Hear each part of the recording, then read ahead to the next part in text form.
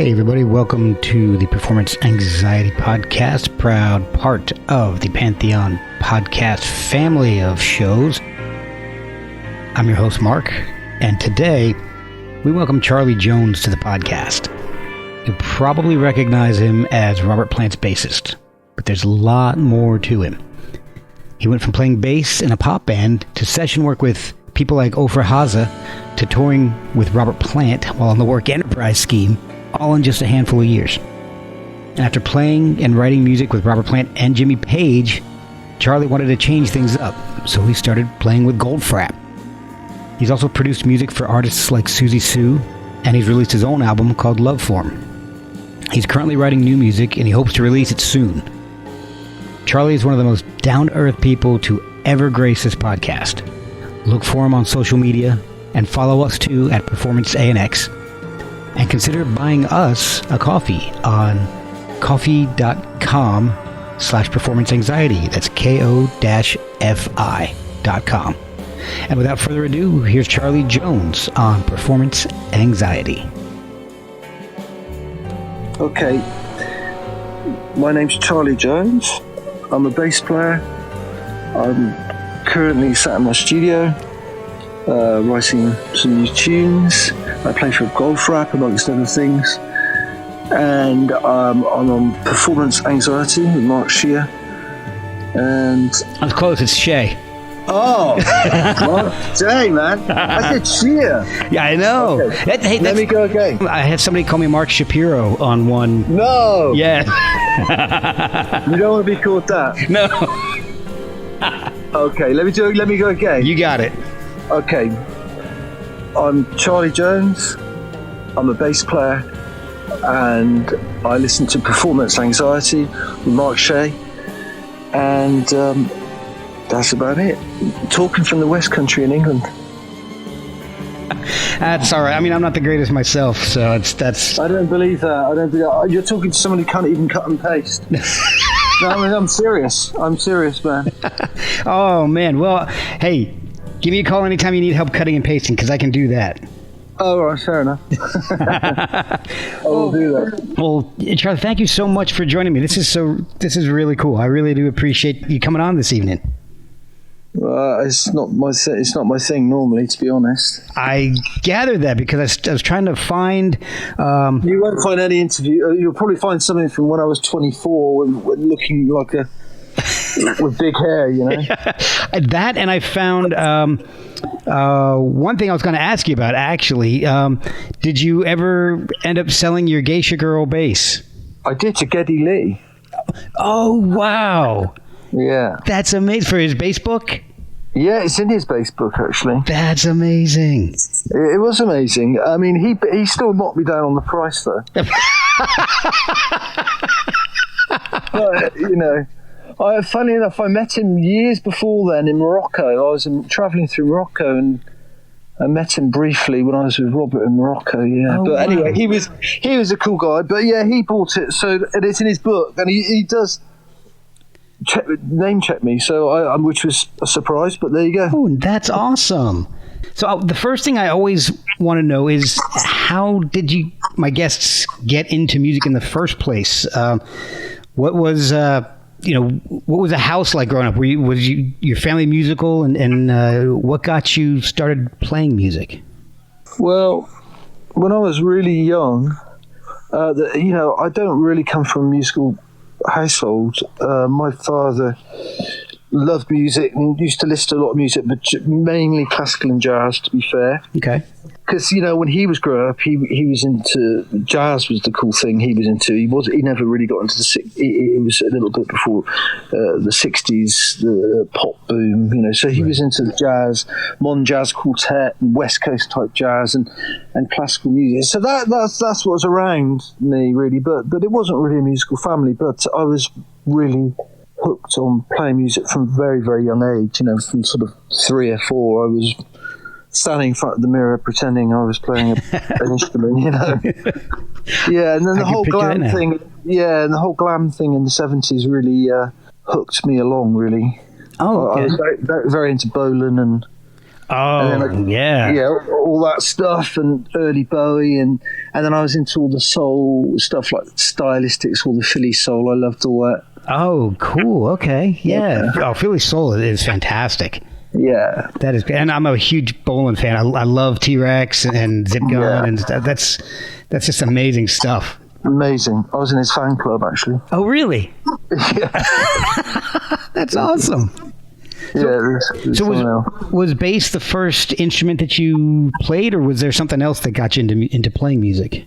No, bass. I mean, I when I was really young, 5 or 6, I had a little acoustic guitar that I used to self-tune and strum. Oh, but boy. I got into bass when I was about 30.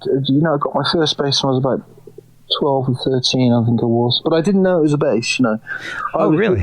No, I was doing a paper round and someone told me about somebody selling an electric guitar.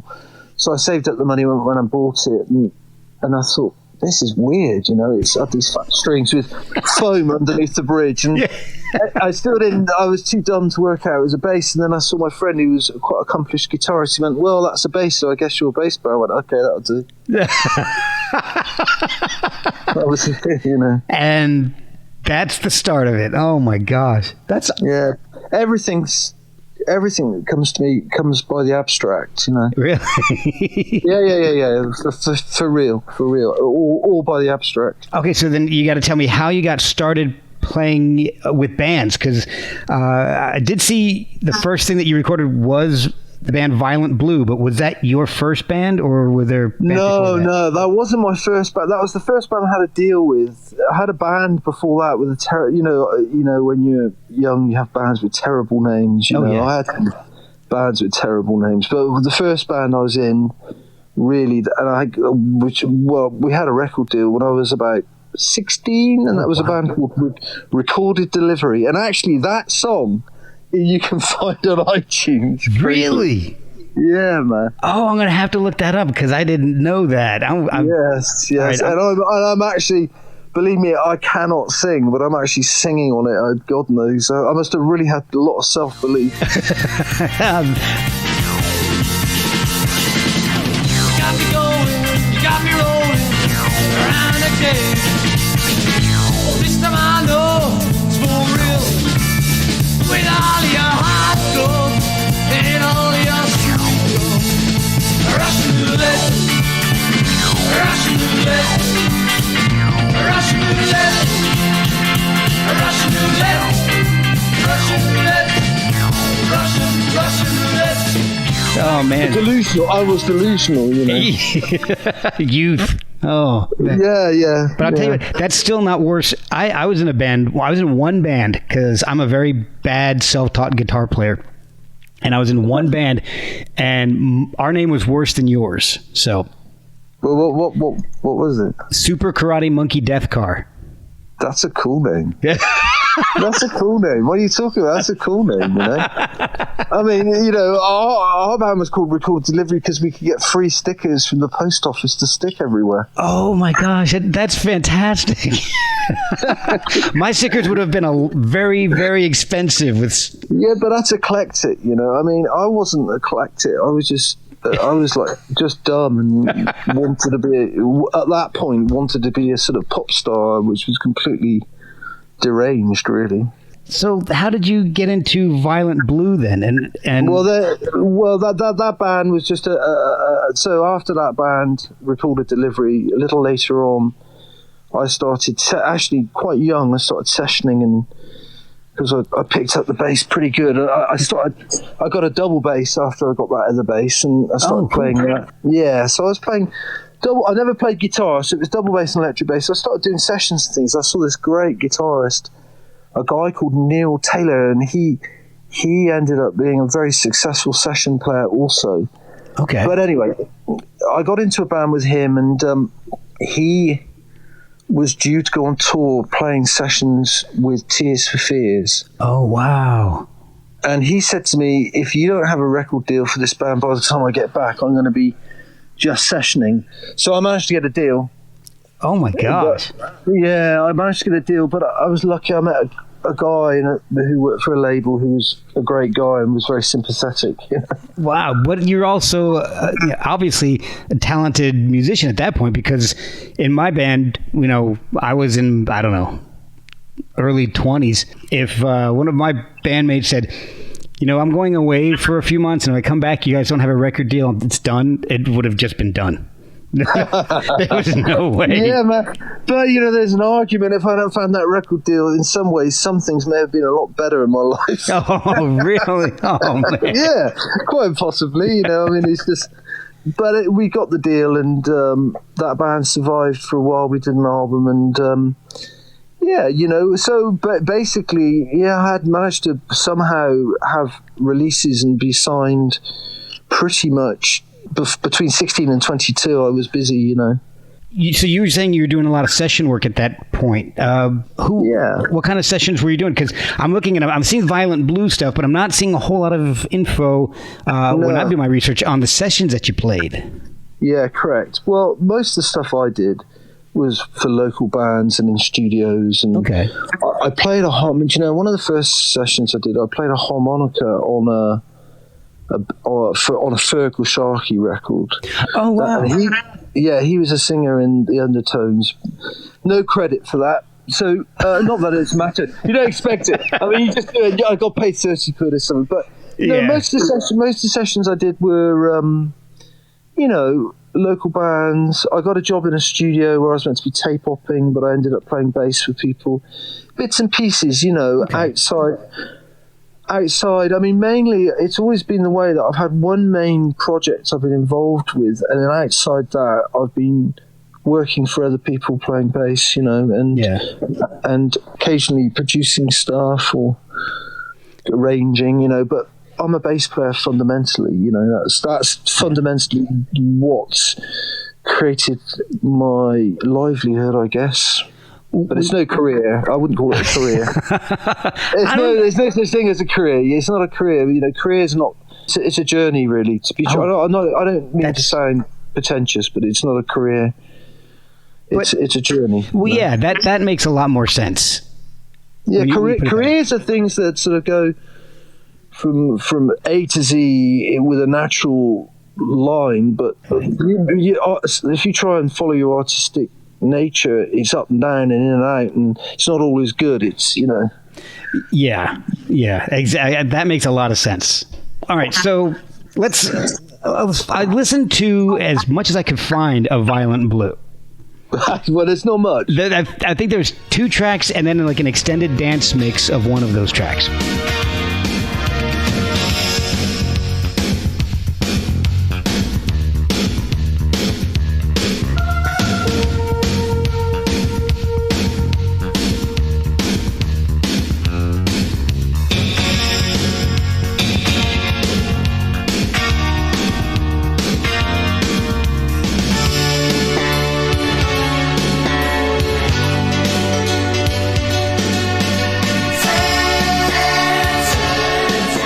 Possibly, I don't know. I haven't heard that. I've got one. Oh man! At home on the shelf somewhere. There's 145 single with a a sort of a picture where we look like something out of a pre-Raphaelite painting. Yeah. And that's it. I know that one you're talking about. Yes. Man, I tell you, I got a look on the go there. I quite like that look, But well, if you don't know.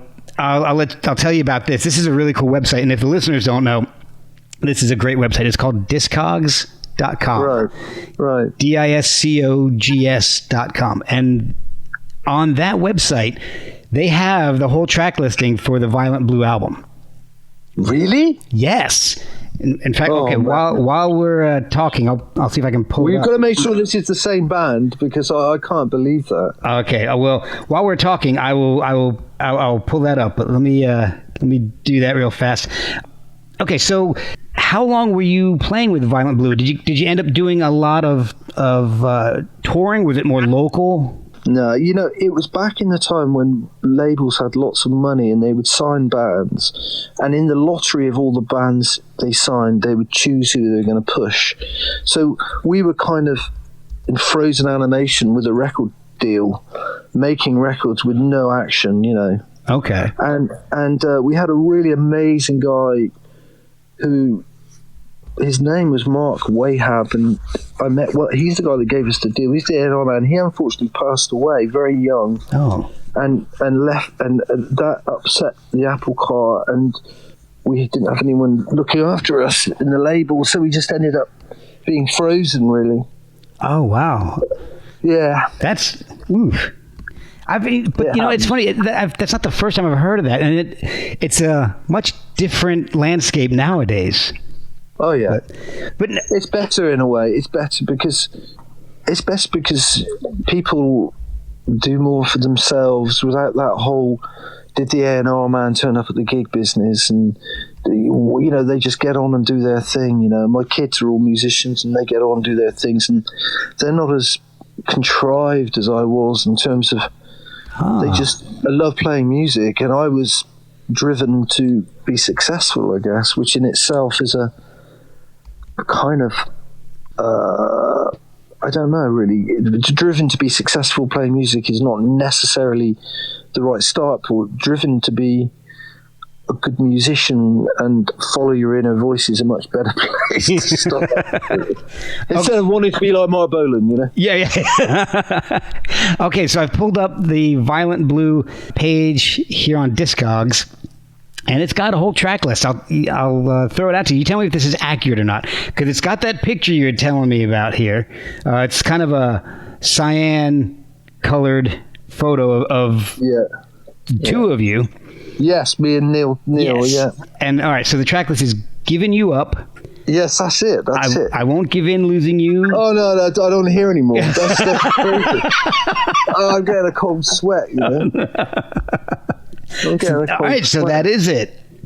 All right, yeah, so man. 1, 2, 3, 4, 5, 6, 7, 8, 9. Oh, hold on. I lost track here. That's amazing. 11 tracks. Oh. Wow, and that's crazy. There's 3 different versions. They've got the the LP, 2 LP versions, and a cassette. The Germany release and Brazilian releases. Wow, that's just. I don't know what to think about that. Well, here you wanted something. Oh wait, no. Oh, I was going to see if I can find one on the marketplace here, but I don't see one. There's none for sale. Damn it! I thought I was going to be able to buy one here. No, don't do it. No, you don't want to poison yourself. Well, it is very poppy. It does sound like it's from the mid '80s. The one or the 2 tracks I heard. Of course. But you did get a gig with Ofra Haza around that time. So how did you get that gig? Or was that just a natural? That was a session. That was what happened. Yeah, that was because that particular album, that track really did well, I think, and she was quite something, as a breakthrough artist for that Middle Eastern thing, Yeah, amazing voice. The producer, like many things, the producer had heard of me and asked me in on the session. I mean, I it was one of those sessions where you got to understand, when you do things like that, you kind of. Yeah, I didn't know what to think, but it went well. It was a good session, and that was one of those things that just popped out there and did good,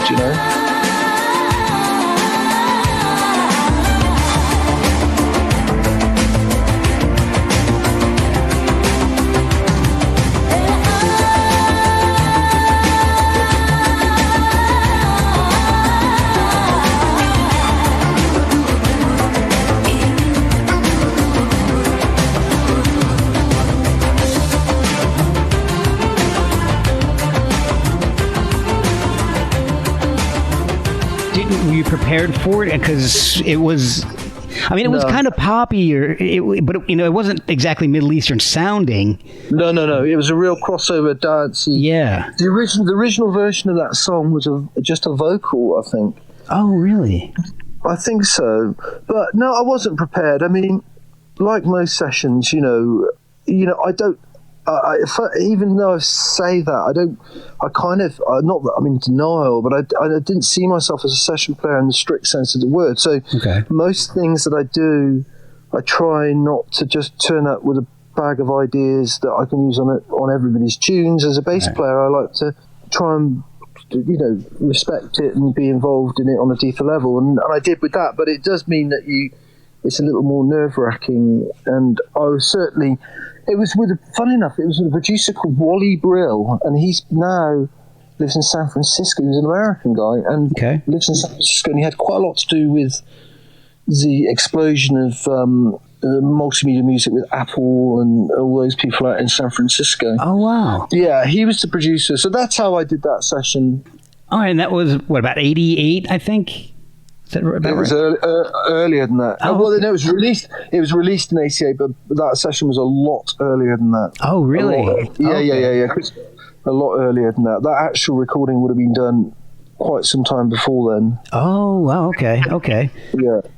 I know it was released then, but because the thing is, I was where even though I was playing music, where I lived when I was born, I lived in sort of the suburbs of Bristol. Okay. And most of my friends or people I hung out with and what I did in my spare time was not with musicians, so I had this sort of thing that came out of nowhere. And even though I was playing music, the sessions I got and stuff were kind of contrary to my lifestyle, really, in a way, even though I was playing my bass. And those sort of sessions came out of the blue. It wasn't like I was out playing lots of pub and club gigs and stuff like that. I was just doing my own thing, really, yeah. Oh, okay. So then in 90, you ended up working with Robert Plant and ended up on his Manic Nirvana album. So how did you meet Robert Plant? Especially if you're just doing these sessions, but you're not really living the life of a touring musician, or maybe even a session musician at that point. How did the connection? Well, at that point, it actually stuff happened before the Manic Nirvana record. What happened was I did the Now and Zen tour.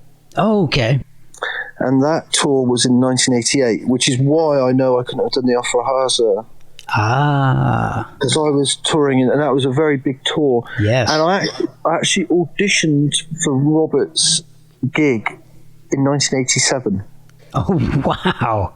Yeah. So I would have been 24 or something like that. Man, jeez. Yeah, so that came about because what happened was I'd had 2 years of not much work as a musician. I was still practicing my bass, and I was skint. I mean, I was broke. Yeah. And I was living in this place in England called Keynsham. In fact, Bonzo Dog Doodah Band have a song called Keynsham, but anyway, I was living in this flat in Keynsham, and my mum said to me, because I spent like a 1.5 year period just really hanging out, and my mum said to me, "You got to do something with music. You got to make something happen. You know." That's so awesome. I said, yeah, it was a good thing to say. So I got this. At the time, Margaret Thatcher was in government, and she had this thing called the Work Enterprise Scheme, right? Okay. Now, the Work Enterprise Scheme is it worked in 2 ways. It was a way of keeping the unemployment numbers down in England. Okay. And a way of helping people out. Now, I'm not saying I was a fan of Thatcher, right? But basically, if you go to the government and say, "Look, listen, I have this job. I'm a plumber or an electrician or a mechanic, but I'm on the dole and I'm getting state to help me," they would give you the same money for a year, but you could earn on top of it, and they'd make it official. Oh, wow. So I went to them and said, "Look, I'm a musician. Can I have a work enterprise scheme?" Meaning I could still claim my unemployment benefit and go out and work as a musician. Oh, wow. So that's the first thing I did. And then what happened, weirdly, the producer that produced Violent Blue, well, actually before that, skip back a little bit. Okay. The guy, when I was in recorded delivery, the guy that released that record, all that time back when I was 16 or something, he called me and said, "Hey, do you want to come up to London for an audition for a band?" And I said, "Well, yeah, I will do. That'll be cool." But I got nowhere to stay, but I'll work it out. So I got on a coach and went up to London, and I thought, well, where can I stay? And then I remembered a friend of mine called Tim Palmer, And he's a very, very successful producer and mix engineer these days. He lives in Austin, actually. Oh, okay. And he said, come and stay around my place. So I went and stayed at his place. He said, I'm working with Robert Plant. I went, oh, that's so cool. And he said, yeah. He's looking for a bass player. And I thought, well, anyway. I went back home, and then he called me and said, no, here's a number. Call this number, and you might be able to get an audition. Now, at this point, honestly, I was broke, and so I had this number in my pocket, and I didn't call it immediately. I sort of thought for a few days. So I went down to the payphone, because there was no mobile phones, but I called it. Oh, yeah, I remember that. Yeah, man, I went down and I called it, and I got the audition, So that's that. Wow. So then I went up and did the audition, and I had to, I went up and did the audition, which was a day's recording and a day rehearsals, and I didn't hear anything for 4 months, And then they asked me to go up, and I started rehearsing, and then I got on the Now and Zen tour with Robert. Wow. And that was a very big tour for him, and I was out of the country then. But I was still on the Work Enterprise Scheme money from the government. Oh, wow. Touring the world on the Work Enterprise Scheme. Yeah, man. I had to fly out to Morocco to do a video, and I still get my 50 quid a week dole money. So I was like... That's awesome. It was weirdly the sort of, it's one of those really bad stories that you can imagine the government or somebody getting hold of to use as an example of how well it works for me. So I kept my head down about that. So but that's how it happened, So the audition, it was just you there. Yeah, there wasn't a whole it wasn't like a cattle call or anything. Because the reason why that was the case is because the guy who recommended me, I came highly recommended from him. So. That was it. They just tried me out, and I got it, Now, when you ended up actually touring with Robert and all, did you have to modify your style of playing it all to fit what Robert was wanted after doing Violent Blue and some more poppier stuff? Yes, because, at that time, Robert had a very 80s sound, but he wanted a fretless bass, Oh, okay, yeah. And I'm not strictly... I play double bass and a fretted bass. I wasn't a fretless bass player, so I had to get hold of a fretless bass and blag that. Oh, wow. Which is actually, I think, harder to play than an upright. I was going to ask, is it different to play the fretless than it is the upright? Yeah. It's harder, I think, But I blagged it, and I got the cheapest bass known to mankind to do it on. I mean, seriously, I had some money. My mum gave me some money my mum and dad gave me this money to pay off an electricity bill, and I bought this bass called a Westone Thunder 1A. And it's not an expensive bass, and I managed to put some decent pickups on it and get away with using that, Oh my gosh, that's awesome! But there was no, even once I'd done the audition and gone up and started rehearsing for the tour, nobody said Nobody said I'd got the gig. I mean, right? Oh wow, they let you sweat it out for a while. Yeah, I mean, it was those environments are never very forgiving, really. I can imagine. So when you were recording Manic Nirvana, did you know that you were going to be a permanent part of the band at that point, or did you have to approach it as a session thing? Well, what happened then was I decided when they said, "Look, we're going to do a new album and we're going to play bass on it," I had to move to London. Mm-hmm. So I moved from Keynsham up to London, and that was it. I knew that I was going to have to work on that record. I knew I had to make that jump, to really throw myself right in there, because they weren't going to pay for hotels and all that stuff. I had to be around. So then I moved to London and concentrated on that. And I had a few other sessions come up while I was doing that. Oh, cool. Anything that we recognize? I did some stuff with the Pretenders, but that didn't get used. Still, that's awesome. Yeah, that was good. It was great work. I did a little thing for an album called Pact, I think it was, with Chrissy Hine and Pretenders. So there's some good musicians on that. I enjoyed doing that. But the other thing what happened in the middle of doing Manic Nirvana, what was very different was what what really changed the dynamic for everything. But I had to be initially quite kind of low key about it is I fell for his daughter, you know. Yeah, Carmen. Yeah. so that changed. That made life a lot more complex. And fortunately, it was mutual. Yeah. It was me. So she was living below him at the time, so I had to ride motorcycles. So one day in the studio, he said to me, "Hey, I saw your Triumph parked out outside the house. What was it doing there?" I was like, "Oh, you know." It was tricky. Yeah. Oh man, so you guys had to kind of fly low for a little while then. Well, it was complex. Yeah. It was complex. You know, I mean, but the fact of the matter was, I wasn't thinking. I was, you know, it was that's what was going on, and I just went with it. But I mean, it didn't make touring that particular album thereafter. It did make things complex for me. Right. But I didn't, and obviously for Carmen, and for Robert, of course. Yeah. I mean, really for Robert, yeah. But nevertheless, you know, I had a very thick skin, and you know, I wasn't really careerist. I mean, of course, my mum and dad said to me, "What are you doing? You know, are you crazy? You know?" And I was like, "Well, have you seen her? I mean." No.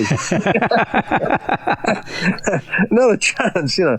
Yeah, but, you know, like you said, at that point, you know, it was you're young, you know. If you weren't looking at it as a career, you just do what you do, and for me, you know, that's the way it went. And you know, Robert, you know, even though it was difficult, you know, he's as a guy, he likes he's a realist and he likes the real grit, you know, so he's not going to suddenly start acting, you know, he likes the grit. And we got on well, me and Robert, but that was different, you know, so it did change. I mean, in a way, you know, if you wanted to talk realistically as a bass player, I went from being me, Charlie Jones, the bass player, to Charlie Jones, the son-in-law in the band, and that's a kind of strange. I mean, to be perfectly honest, I didn't care less, but in terms of perception, that's a mixed bag, you know. Oh, I can imagine. Yeah, you know, that's got to be tough, and especially if you know it's legitimate. You know, you're not just trying to date his daughter to stay in the band or anything, you know. There's but you know, it's a sure way of not staying in the band, really. Exactly. So you know, so when you guys approached recording Manic Nirvana, was there a specific effort to not try to sound like John Paul Jones or Phil Scragg or Paul Martinez? Did he want to do? Because that album was a little harder, a little rockier than his other albums. Yeah.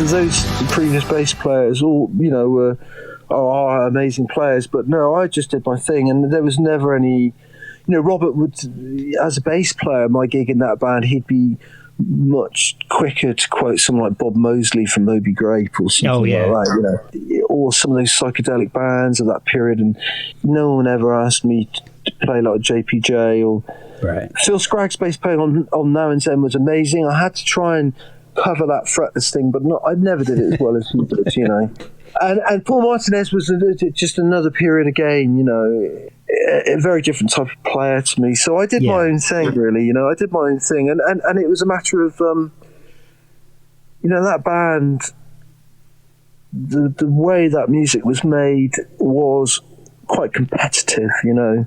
Yeah, so I can imagine.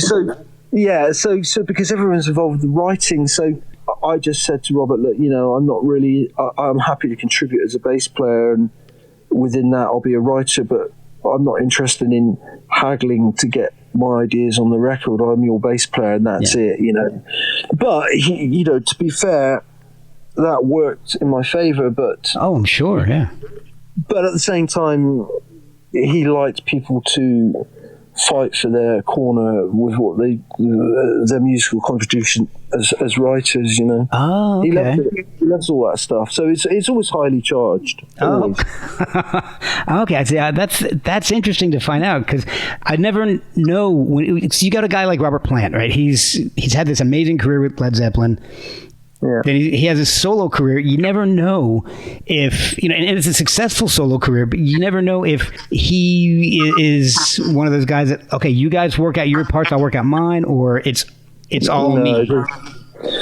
No, it doesn't work like that. Robert, somebody as an artist likes to have a say over everything, you know. Yeah. He likes to control, but at the same time, he's also very generous, generous creatively to let you do your thing. But at the end of the day, he will have something to say about every aspect of the music. Yeah. Okay, so he's got an idea in mind, but he's open to hearing everybody's contributions to it. Okay. Sure, yeah.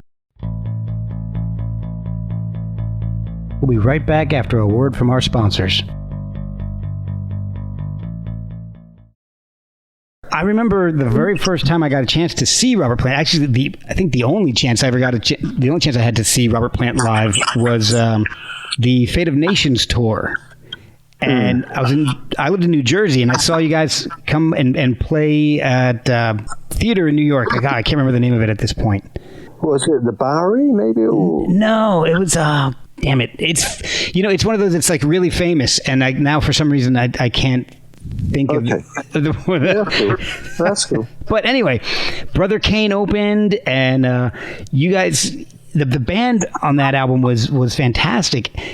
But there's a lot of people in the recording, like guys like Francis Dunnery, who was in the touring band and played on a couple tracks on the album. That album seemed to be influenced a lot by some of the sounds that were more popular in the early 90s, like grunge and harder rock. Was that a conscious effort? Did you feel a conscious effort to make that album harder? No, I don't think so. I think at the time, what you have to understand is, just to skip back a little bit, when the Now and Zen record was done, which I didn't play on, that was a huge success. Yeah. And, we were playing 3 nights at Meadowlands, sold out, and 2 nights Madison Square Garden, was huge. But by the time we went on and did Manic Nirvana, the world had changed. Grunge had happened. The world had changed. It was a different place. Yeah. So by the time we did Fate of Nations, things were moving quite quickly, and I think, Robert and the band were trying lots of different ideas to be relevant at that point. And of course, musically, to be relevant as a band working with Robert when you're young and doing that is a complicated business, because the legacy of who he is looms bigger than all of that. Oh, yeah. So it's kind of window dressing around this voice, and even though that's not to put it down, it makes it harder to creatively, identifiably put something together that is really cohesive. So it's got lots of different experimentations really on that record. Were you guys in the band? Were you listening to a lot of what was being played? The process. Well, the process it was a very strange writing process, because everybody would submit ideas, into the pot, and then sometimes you get together and jam those ideas out, and it's a kind of quite a competitive and kind of explosive way of making music. And I wouldn't say I would say it was a bunch of ideas coming from a lot of individuals trying to be formed into one cohesive sound, and a relevant sound for the time. Yes, exactly.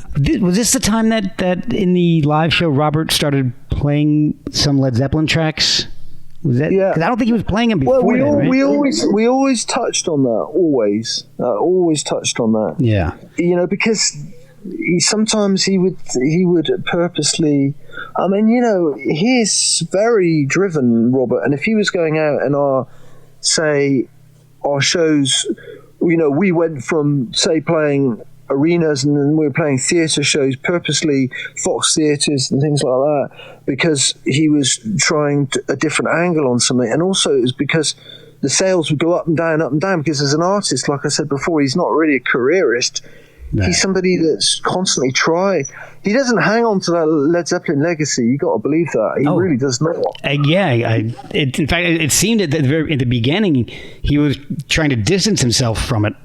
Yeah, in a way, but nevertheless, on that tune on Even Now and Then, Heaven Knows, Jimmy played on that. Yes. So he always, there's always a nod, but he, and as a band, the type of musicians he was using were people who weren't necessarily rock musicians, strictly speaking. Ah, okay. Okay. They were much more eclectic type musicians. Ah, okay. So, all right. So you brought up Jimmy Page. Yeah. After Fate of Nations, the No Quarter album happened, which was just, to me, at that time, I was a huge Led Zeppelin fan. Always have been, ever since my mom introduced me to the band when I was a kid. When I heard that was happening, that was amazing. The fact that these two guys are getting back together, and there's going to be, I didn't realize at the time it was going to be such a wild reworking of a bunch of the old tracks plus new music. Did you know, how long in advance did you know that something like this was going to happen? Because at this point, I think you were actually legitimately in-laws with him. Yeah. Well, I mean, what happened with that record was that at the time Michael Lee was drumming in the band, I was playing bass, and Robert decided he was going to do this thing with Jimmy. And Jimmy, the Led Zeppelin thing is a whole nother catalogue of history and conversation. Right. So for whatever reason, they decided to do this record, which didn't involve John Paul Jones. Yeah. Which meant that Robert wanted me and Michael to be the rhythm section. Now, Jimmy obviously would have, now I can't speak for him, but I would imagine at that point he would have felt like, well, I'm walking into Robert's rhythm section, and Robert, a band that already exists. Yeah. And you must understand that probably from his point of view, Led Zeppelin was very much his production, his band in a way, with Robert, but nevertheless he's very fierce over his legacy with Led Zeppelin, Jimmy Page is. At least he appears to be, and quite rightly so. So me and Michael had to sort of re-audition with Jimmy. Oh wow! Okay. Yeah, and because it wasn't just Robert saying I'll do it, and we're going to use these musicians. Jimmy had to be on board. That makes sense. So we did that, and he was happy with it. So that was the core band. And then putting the thing together, you go and start putting that thing together. It's like no different than being in your first school band. I mean, it was chucked together, that thing, really. Wow. I mean, we rehearsed in a pub above a pub in London. Really? Oh yeah. Oh wow. We rehearsed that above a pub in London. Conceptually, I mean, obviously, creatively, it wasn't chucked together. But a lot of care and thought has been put into that. But conceptually, it was just like, okay, we're going to do this. We'll get some Egyptian musicians. We'll have we'll just get a few. Yeah, Western String Orchestra, and we'll do this thing. So it came about like that, and they reworked the stuff. We had a guy doing the orchestration called Ed Shermer, who went on to become very successful movie scoring for movies. But at the time, he did the strings, and then we had a guy called Hossam Ramsey, who unfortunately passed away not long ago. He was a very dear. We stayed good friends forever. He was a great guy. He put together the Egyptian ensemble, and that was how that put together. But the thing is, we did that TV show Unleaded. Yes. By that time that all came together, it was very. There was a lot. It was a lot of very specific creative thinking from Robert and Jimmy and everyone involved. I mean, the creative thought behind how to present that music can be laid firmly at Robert and Jimmy's feet, really. Okay. But as musicians, we were given the freedom to work to interpret that.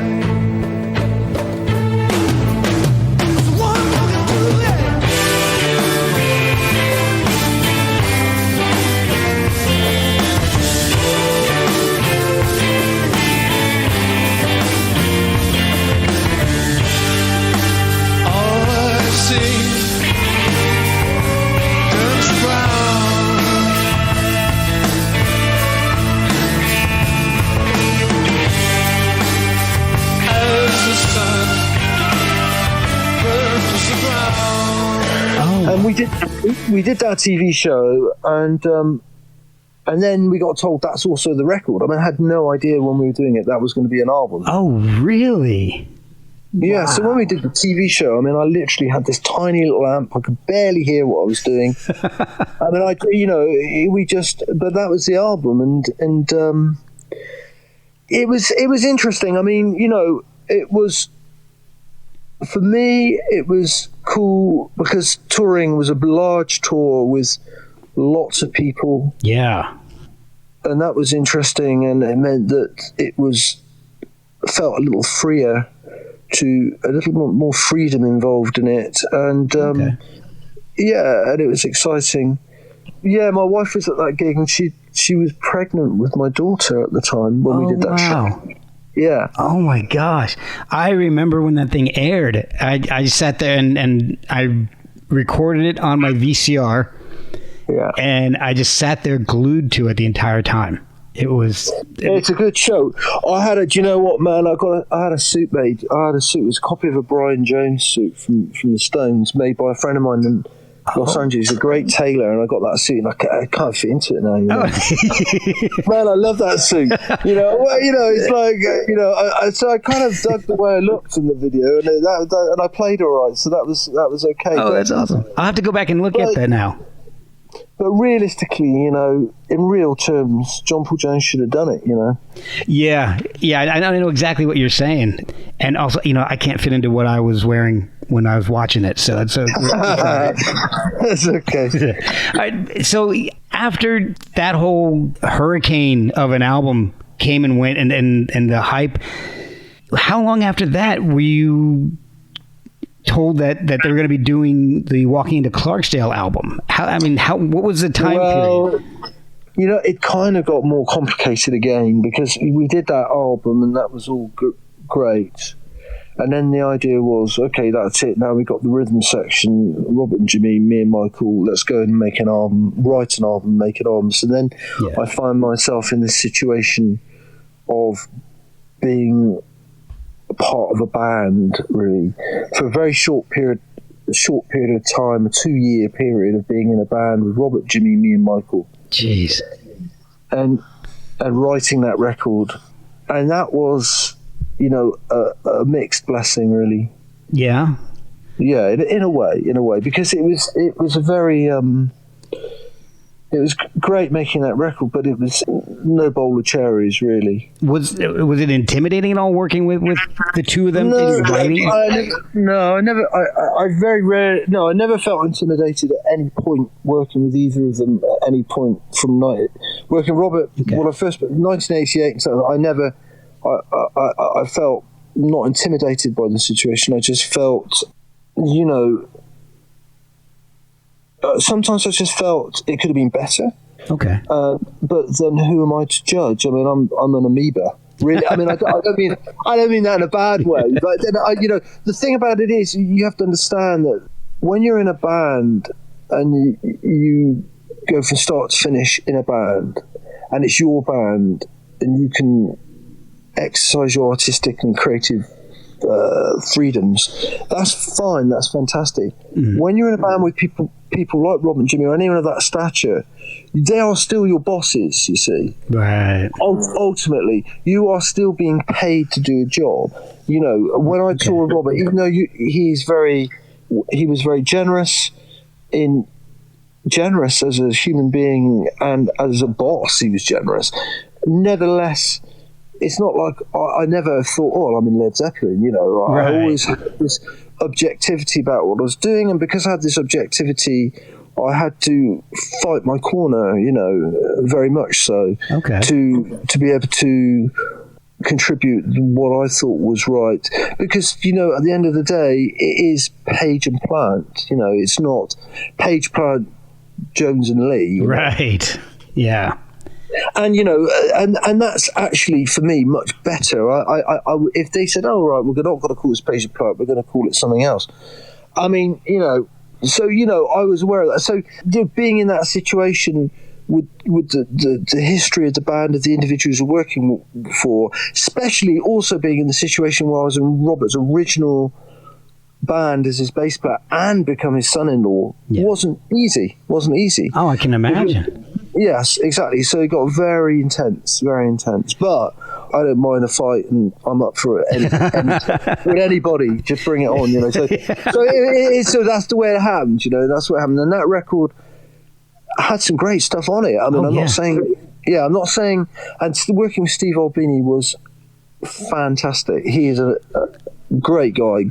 I wanted to ask you a little bit about that, because I've heard from other people who've worked with him that he basically lets the artists just go. Like this is, he records it and that's the way you sound, you know. There's not a whole lot that he does other than let the artists sound like themselves. Well, you know, just to do that in itself is an art form, you know. Yeah. No, I mean, he you know, the way an artist, let's say you let an artist do what he or she wants to do, but you take care of how that sounds, the way that is presented. That's like the difference between saying, well, okay, you're an artist, you do your thing, but actually, I think I'm going to make this a watercolor, not an oil painting. I mean, you know, or you know, the way something sounds in terms of the way it's recorded, the types of air that's moving, or the types of how it's engineered has a great impact on how these songs are communicated. Okay. And he had a great deal to do with that, and he was cool. You know, I mean, I liked him. I liked his whole vibe. Were the songs on the album group effort? Because you did. Yeah. I know you helped write "Please Read the Letter," which eventually won a Grammy.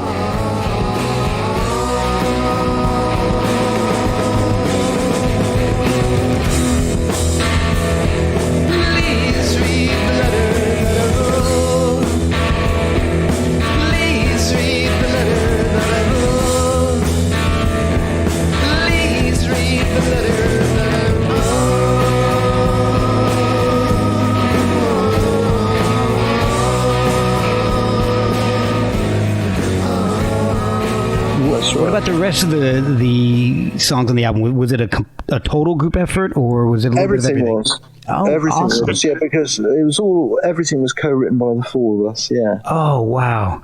Yeah. That's fantastic. Now, was everything worked out ahead of time, or did you guys jam stuff in the studio? Yeah, we basically, we'd be in the studio and we would knock the ideas around, and we'll come up with the top lines, and you know, I mean, you know, Jimmy was more of a studio animal than Robert, you know, and is and certainly was under those circumstances. And Robert's a lot more. Things have got to happen in the moment, you know. Bam, it's got to happen there and then, you know. So some things weren't prepared until we got in there, and then he come up with it, you know. Wow. Yeah, and that's how he came up with that whole top line for Please Write a Letter. I mean, that was largely driven by Robert, that song. And, of course, there's that track, Most High, and that also got a Grammy for Best Rock Performance or something, I think. I think you're right, yeah. You might be right.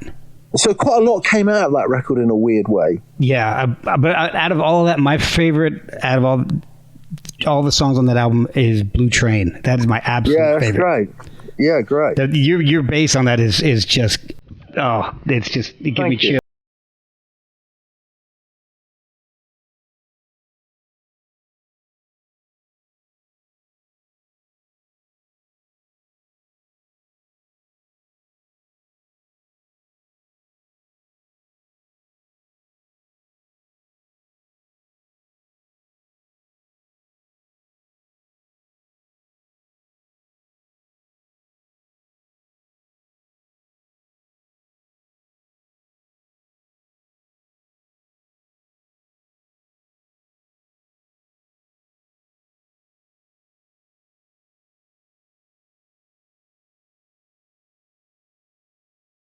But I mean, you know, as a bassist, most of what I've done in my life as purely as a bass player is try and be the left hand of a piano. I try and be a musical bass player that frames and acts. You know, okay. So it's very hard.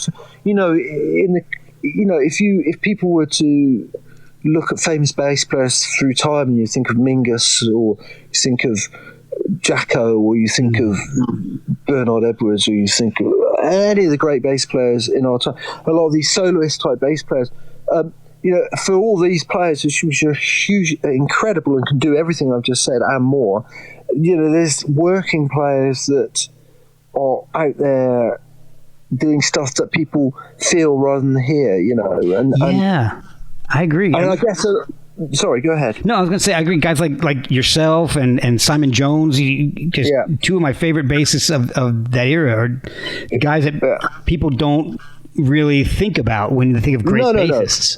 No. But in a way, that's your job as a bass player. I mean, I'm not to say I'm not flash. I mean, I play a clear plastic bass, and I like the whole glam thing, and I like good suit. I'm quite showy in some ways, but really as a player, I mean, I can cut that stuff, but I'm often doing stuff where people want me to do something that's fundamental, Yeah. And that's primarily how I've kept working, I guess. Yeah, okay, I can see that. Well, now the tour for the Walking into Clarksdale album, that was a lot different than the unleaded, no quarter stuff. That was just a lot more raw. Yes. That was, and that's what the tour that I really liked. And I got to admit, I've got some bootlegs of it, and it sounds really good. It sounds a lot more raw than the unleaded stuff. Was it? I imagine the touring on that was completely different from the unleaded stuff. Was it a lot different from touring with just Robert Plant as well? Well, the thing about it is, yes, it was. I mean, the principle I found working in that universe, Robert and Jimmy, and where they come from, it comes from a different place. It comes from a place, see, back in the 40s and the 50s and the 60s maybe, bands, especially with jazz musicians, it wasn't like everyone's on stage going, hey, we're musically talking to each other and we're communicating and creating this whole picture of love together. It's not like that. It's sometimes a fight. I don't mean in a bad way, but it's a creative struggle of walking the line, of finding something that works or fails miserably. And that line, if you walk that line, it can be very exciting rather than playing safe all the time. So specifically to answer your question, the Clarksdale tour was a lot more of that going on, a lot more of creative improvisational tensions, and finding a really what that thing was that we were doing as being Robert and Jimmy on stage with a different rhythm section. It wasn't something that was easy. It was something that was stressful but also exciting, Yeah. So that's why. So there's a thing on Jules Holland where we do the Wanton song. Oh, okay. And that's an amazing clip. That is very much the band at its peak. Yeah. Kind of as a four-piece fundamentally.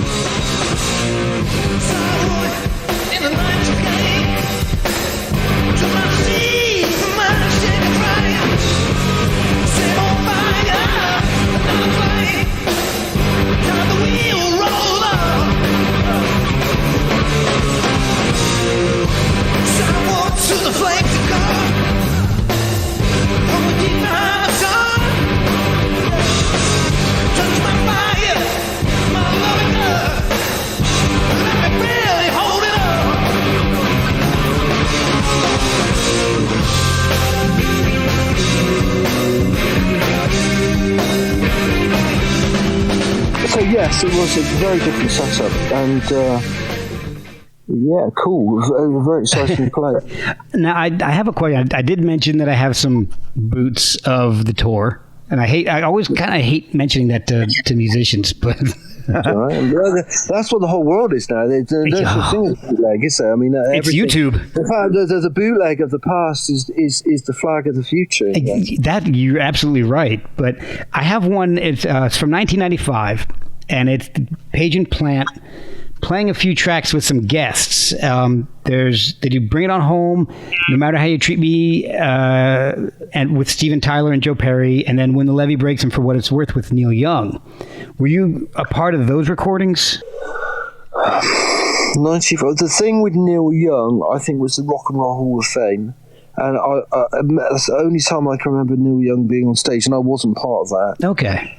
And I've gotten, there's literally no credits or no reference on what I've got, so I've figured since I had you on, I'd need to ask because it's about that. 95 with Steve Perry, yeah, we did that. Steven Tyler was such a nice guy, you know. Wow, oh, that's awesome. When I met him, he was the most. Honestly, he had such a big heart, that guy. Oh, that's good, because you never know. You hear so many, contrasting stories about those guys. He's got a big heart and what a talent! Oh my God, amazing! He was a guy. When I met him, he just made me feel so comfortable with myself and what I was doing. That's awesome. Great guy. Yeah. The last album you did with Robert was Dreamland. Was that right? Yeah. And that's like a mix of covers and some original stuff. And then after that album, you stopped working with Robert. So was it you were just moving on to a different project, or was it a personal thing?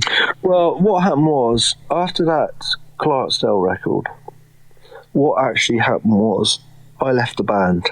Okay.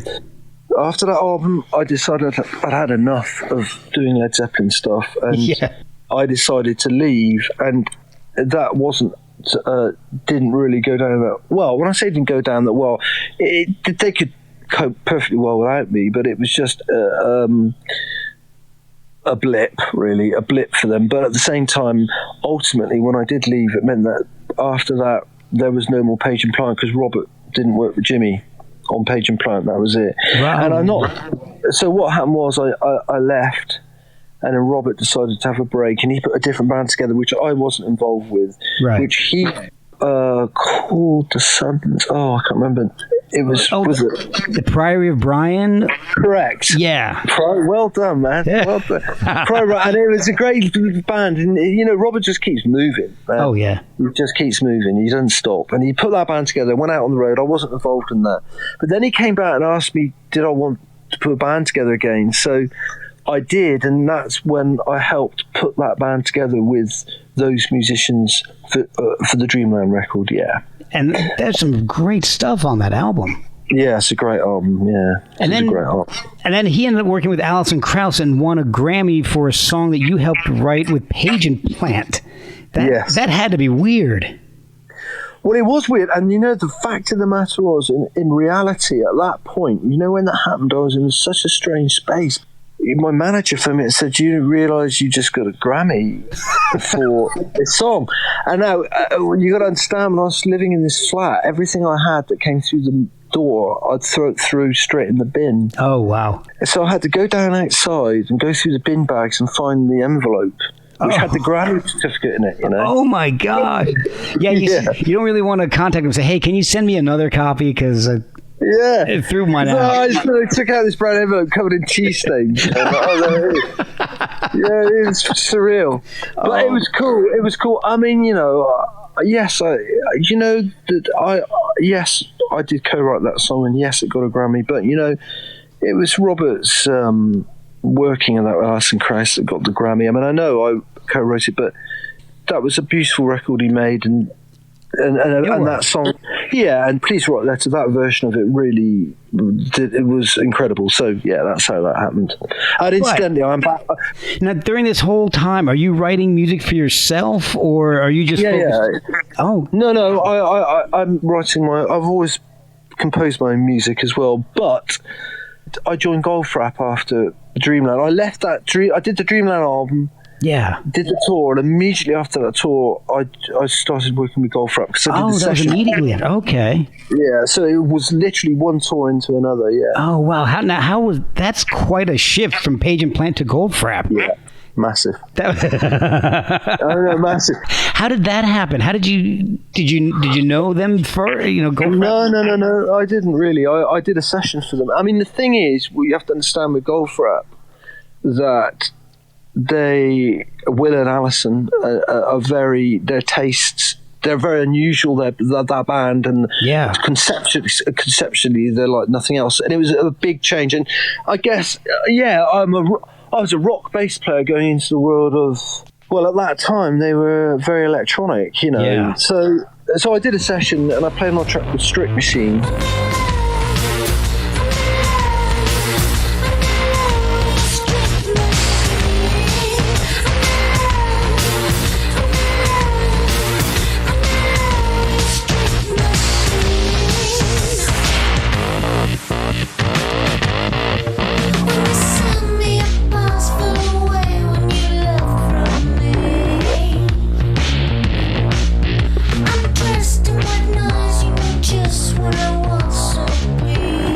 Was a very successful track for them, so they asked me to do the tour, which meant then leaving Robert's band, which was, a big change.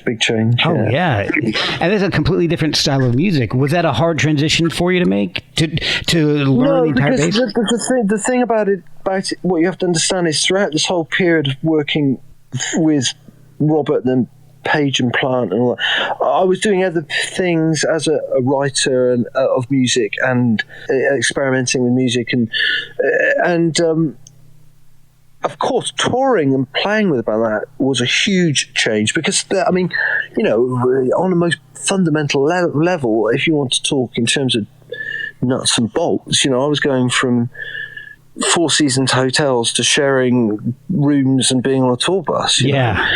I mean, because the band were up and coming at that point. And that's what appealed to me. I heard this band, I thought, this is really creatively interesting and different, and trying and searching for something artistically more stimulating for me at that point. And I thought, I knew it was going to go on an interesting journey, and that was more interesting for me.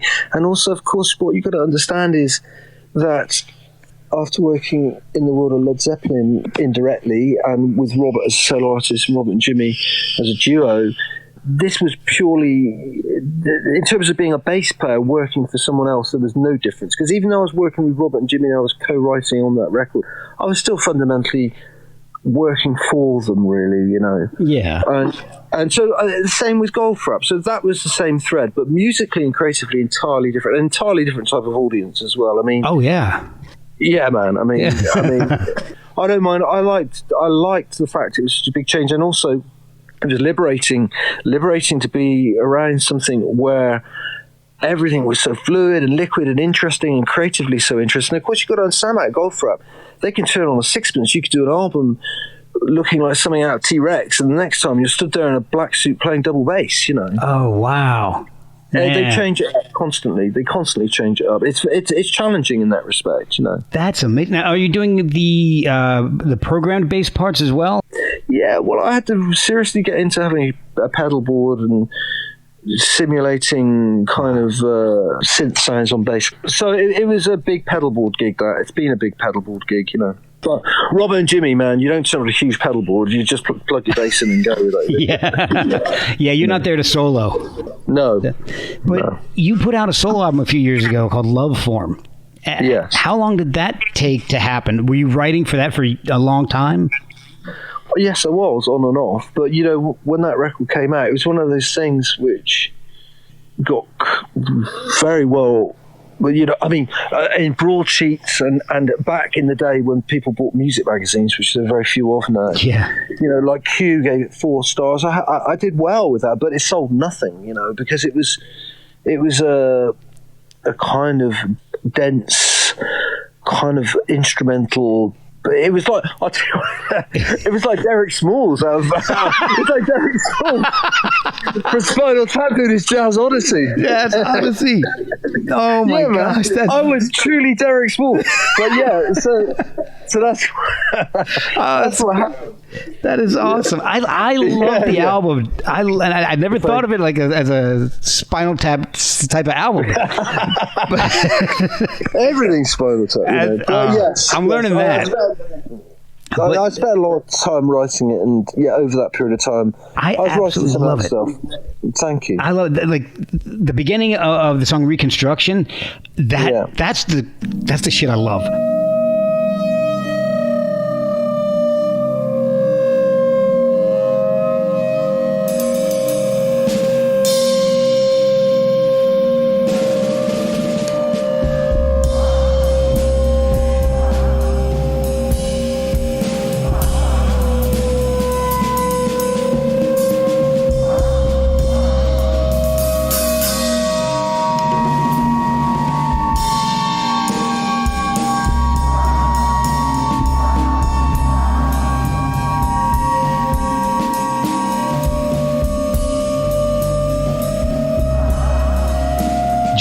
It sounds like there's like a ton of feedback and so many like squeaks and squonks and all, but you said there's no electronics on that album. That's all. Well, what I mean by that is, that particular record, I created those sounds with distortions and plate reverbs and Fender Rhodes, and so there is electronics, but there's no. It's all freely played. Right. There's no samples or anything.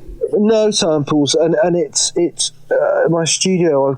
I run, which I'm currently sat in. I mean, for that particular record, I mostly used a lot of it's to tape, and a lot of it's played free form. Okay. But it is compositional. I mean, most of it is written on the piano. So. Oh wow. Yeah. That's really awesome. As I was listening to it, I was listening to Death Hand. And the first thing that came to my mind was that it's the beginning of that song sounds like, if you ever watched the George C. Scott version of A Christmas Carol, the Ghost of Christmas Yet to Come. That's what that reminds me of. It's a very creaky record. I mean, that Death Hand is very dusty and creaky. I mean, I've got to say that particular I'm currently working on new stuff now. Oh, great. But it's very different. I'm doing something entirely different. I mean, it's from the same gene pool in terms of harmonically speaking, but texturally speaking, I'm making a much more plastic sounding record at the moment. Oh wow! That particular record, but that record is fantastic. It is. It's a beard scratcher, and I decided after making it, even though I love it, and I felt very proud of that record, it's one of those records people say, oh, it'll be a great soundtrack. And I do understand that. I do, because it is filmic. But but this new record I'm making is a soundtrack. That's a soundtrack you can imagine for some of it for a sort of art film. But the music I'm making now is another soundtrack, but it's much more like a Tarantino soundtrack with a collection of songs. Oh, cool. So in that respect, I'm trying to make something different because that record has a density to it. The Love Form record has a density to it, and it's just a little. For me, I've moved away slightly from that now. I don't know. It was a period that I wrote that music that I was searching harmonically for something different, and I've scratched that itch. I want to try something different now. Oh, well, that makes sense. Are you doing a lot of producing still? In 2007, you produced the Manta Ray album by Susie Sue. I did, yeah. Are you doing anything much on that end? Not really. Bits and pieces. Nothing. I mean, producing is a strange thing because, I mean, if I pulled an apple out of my pocket, I've just produced an apple. I mean, do you know what I mean? Yeah. Production is a strange word because I'm producing stuff all the time, but actually, strictly speaking, as a producer, taking an artist and putting it together and producing them a record, that's not something I've done much. I've done some stuff since Susie Sue, but nothing as significant as the Susie Sue record. That was a full-on, literally top line vocal where I had to write music around it and produce music. Yeah. Oh wow. Day to day, day in, day out, hum, drum, drone zone, to and fro, and so it goes, hum, drum, drone zone, buzz, buzzing, busy bees, consume the dreams and hand-to-mouth shopping schemes. Buzzing. I've only got a couple more questions. I know I've kept you a while, but No, that's fine. It's fine. do you have a favorite tour that you played with a lot of different musicians through the Violent Blue, through Robert Plant to Plant and Page? Was there a favorite group of musicians that you ended up working with? I love touring. Well, you know, I love working with Alison Goldfrapp. Yeah, very much so. But I love. I've done 3 tours with David Rhodes, the guitarist David Rhodes. Okay. And I've played on 2 of his albums, and David Rhodes is an incredible musician, and he works with Peter Gabriel amongst many other things.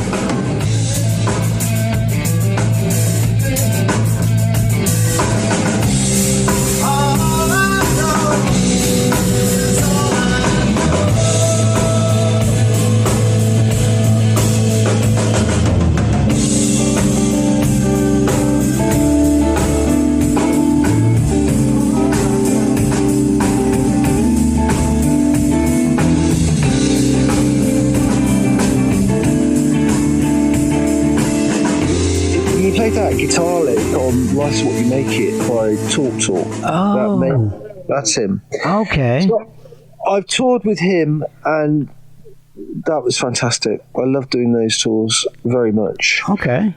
That was just like me, him, and a drummer in a van, either Jed or Rob Bryan, in a van driving across Europe playing club gigs, and that was amazing. Exhausting.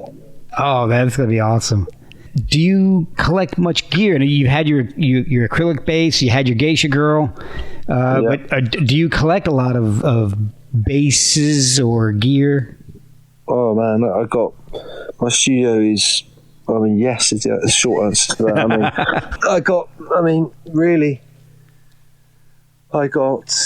Just standing here looking up, there's 14 basses hanging on the wall. Oh wow! And at my studio, I've got some beautiful gear. I've got 1-inch 4-track, a J37, like the Beatles machine in here. Oh wow! I've got the 1/4-inch C37 machine.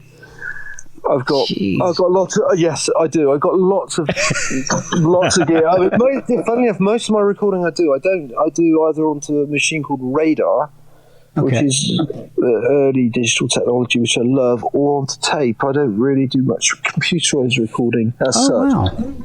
So I have got lots. I've just recently got very into buying early 80s, early digital gear, which is what I'm using on my sounds at the moment. That's like very really early 12 and 8-bit stuff. Yeah. Wow. That is the reason why you like that? Is it just a warmer sound than the new digital? Well, you know what it is? I like combining things, you know. So if you had the sound of the 50s record with a plate reverb and the sound of rooms, I also like to offset that with digital distortion. So it's a bit like saying, to make a record, to use an example, if I was going to make a piece of music, let's just say you were going to build an original, to every detail, an original Georgian house in England. Say you get the right stone, and you get the right wood, you get the right architecture, you do everything to the last detail to be like an original old house, but then for some reason you tack a plastic conservatory on the side. and then in your art gallery you walk in and you may have a pre-Raphaelite, but then next to that you'll have that picture of that kid with the tear coming out of his eye from the 70s. Oh yeah. I combine. That's what I'm doing. I'm combining these things. That's what I love doing. I love combining stuff. Yeah. Oh, so with my gear, that's what I do with my gear. Do you have a time frame for your new music to be released, or? Do you know what?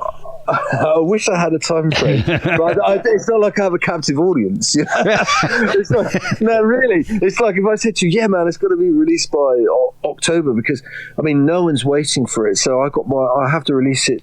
I have to give myself a deadline, otherwise I just keep writing and writing. But I want to release something. I would like to have released something before this Christmas, but certainly early of next year I will do. The touring, because all the touring was blown out this year. Yeah. Goldfrapp. Yeah. I'm meant to be touring with them next year, but I will carry on releasing my own stuff. Hopefully, I've just done some interesting videos, so. I'm the captive audience for you. I absolutely love the stuff you did with Robert. The love form is fantastic. I can just sit down and listen to that album. That's just, it's one of those albums. Well, I really hope I don't burst your bubble with this new stuff I'm doing, because you're going to go, what the? You go, really? Really? I'm serious. You must talk, or you must let me know what you think. I will absolutely, when I get the chance to hear it, I will absolutely let you know what I think. I'm anxious to hear some of it. Yeah. Well, Charlie, thank you so much for spending the evening. I know it's getting late by you, and I really do thank you for spending some time. The thing is, I have 3 children, and throughout this thing, from the beginning of playing bass and having my children, that's the thing, truthfully, throughout it, that's tied me in with keeping my head straight with my wife and my children. That's really meant the most to me, That's wonderful. And that relationship with them and what that brings to my music, it seriously has been the most important thing. Above all, it's great having all this gear and talking about touring and everything, but at the end of the day, it's a small thing compared to when I get back and I'm with them, I know exactly what you're saying. I've got 3 of my own, and they're all teenagers. Well, you know the deal. Yep. Exactly. You know the deal. And right now, my interest is in how well they're doing. It's almost embarrassing to talk about what I do, because they're the people that are carrying the torch now, Yeah, no, I completely get it. I mean, I'm in my, at this point, late 40s, and so I know exactly what you're talking about. All right. So I didn't get a chance to talk about that, but there you go. Awesome. Well, thank you so much, Charlie. This has been a blast. All right, man. If you ever get a chance to come over to the U.S., I want to. I love it there, man. I want to. I love it in the States. I cannot tell you, I love it. I mean, I love it there. I want to come back and tour. I love touring America, and I love the country too. Oh, awesome. Well, very much so. I live just outside of Washington, D.C., a little over an hour west of D.C. So if you ever come to that area, I'm there. You just let me know, and I'll okay. We'll make that happen. All right, man. Definitely.